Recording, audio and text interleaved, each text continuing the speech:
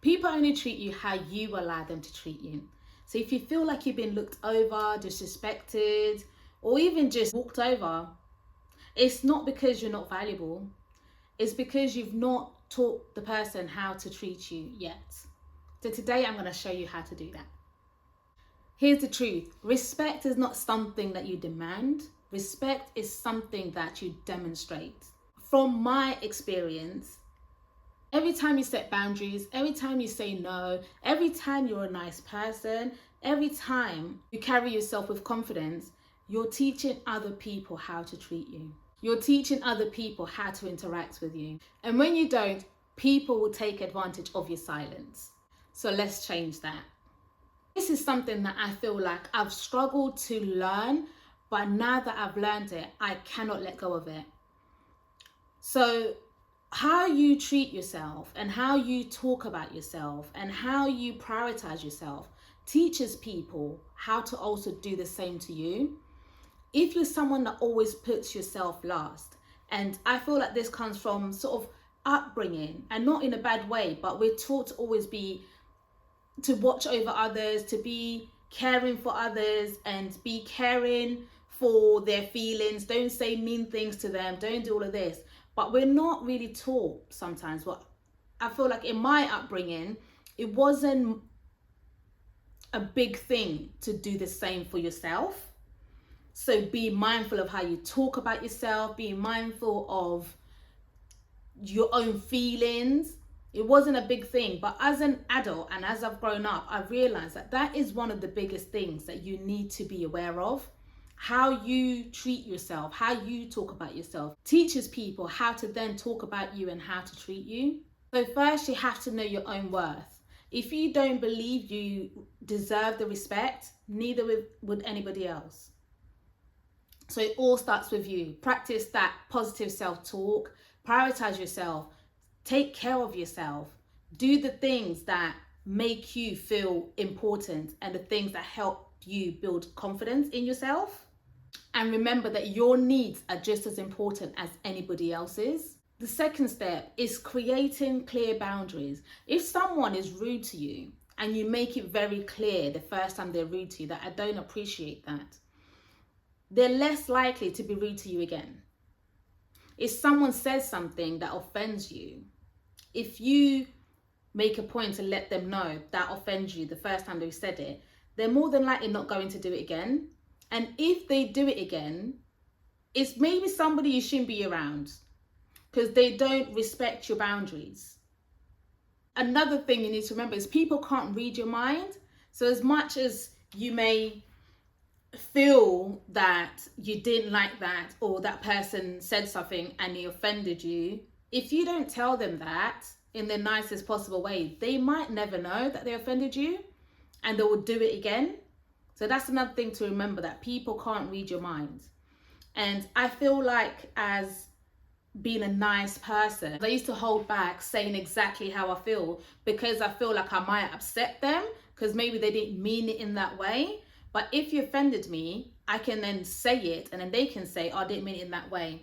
And then we can move forward from that. Rather than letting them do it and then you sit there feeling sad, feeling as though you want to say something to them, but don't say anything. The outcome of it is for you to build that confidence within yourself that you know that you stand up for yourself. I found it very hard. It was not something that came naturally to me, but now I'm able to address situations without, number one, getting upset, and number two, fearing for the response. I remember at a place of work before and I asked someone to do something for me and they turned around and they said, no, I can't do that, I'm busy. And I felt so offended. I was like, how dare they? Oh my days, like I've gone out my way to ask for help and they say they can't do it. But they were genuinely busy. And what that helped me learn for myself is when I'm busy and somebody asks me to do something for them, it's okay to say, sorry, I can't right now because I'm busy. Rather than going, yeah, no, I'll do that, and then complaining about it after. So boundaries don't make you mean, they just make you clear. Saying I'm not available right now or I can't do that right now is powerful. The third point is to be consistent. It's not enough to just set the boundary once. It's not enough to just have to say it once in that situation. You might need to say it to somebody else. You might need to say to 3 other people that, oh, I don't appreciate that. I don't like that. So be consistent. It's not enough to just say it once or just one person and assume that everybody else is going to know. Every time you're faced with something that you don't appreciate or something that makes you feel uncomfortable, or I feel like even if you come across horrible people, you can teach them how to treat you nicely. And it's actually a powerful tool that I've seen it myself. And that's, you don't have to meet them at their horribleness, but there's a way to address it and there's a way to deal with it, to make them see that I don't appreciate your whole demeanor. And sometimes people need that. Repetition is the key. And it's like training a muscle.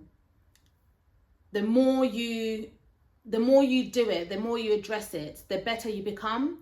And the clearer people will know, okay, this person doesn't appreciate that and this person doesn't appreciate that. And this could be a friend, it could be a partner, it could be your employer, but it's simple things. You're not doing this to go after everybody and everybody's comments. If you're ever in a situation where you feel like you've been disrespected, or you feel like you've been made to feel less than, or you feel as though you've been overlooked, there's ways to address it so it doesn't keep happening.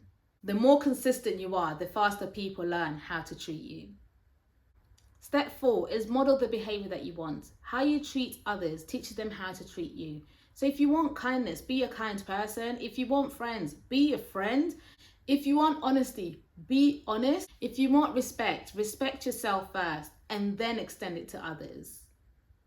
Don't be the person that puts themselves last. And as I say this, it's an actual journey that you go on, because for me personally, I feel like I didn't have it in me. It's only through my personal development that I'm learning to prioritize myself, learning to put myself first. So helping myself build on my development and then extending it to others. And step 5, finally, sometimes it's necessary to just walk away. It's not everyone that want to respect you. It's not everyone that want to be kind to you. It's not everyone that's going to be honest with you. Some situations you have to learn to walk away. And if you have to remind somebody over and over and over again to show you respect or to be kind to you, you have to have a limit. Otherwise, you're now jeopardizing your own self-respect. Not everyone deserves access to you. If someone constantly keeps ignoring your boundaries, then it is time to just walk away. Not everyone should have access to you. You should surround yourself with people who are kind to you, people who respect you, and people who respect your boundaries. And you have to give the same. You need to make sure you're respecting other people's boundaries as well, and not taking them personal. If somebody's created a boundary for themselves, respect it. Through your boundaries, through your consistency, through your self-respect, you're setting the rules for how others show up in your life. If this video helped you, press the like button. If you're new to the channel, please do subscribe and help me grow my channel. Like the video, share the video, and I'll see you on my next video.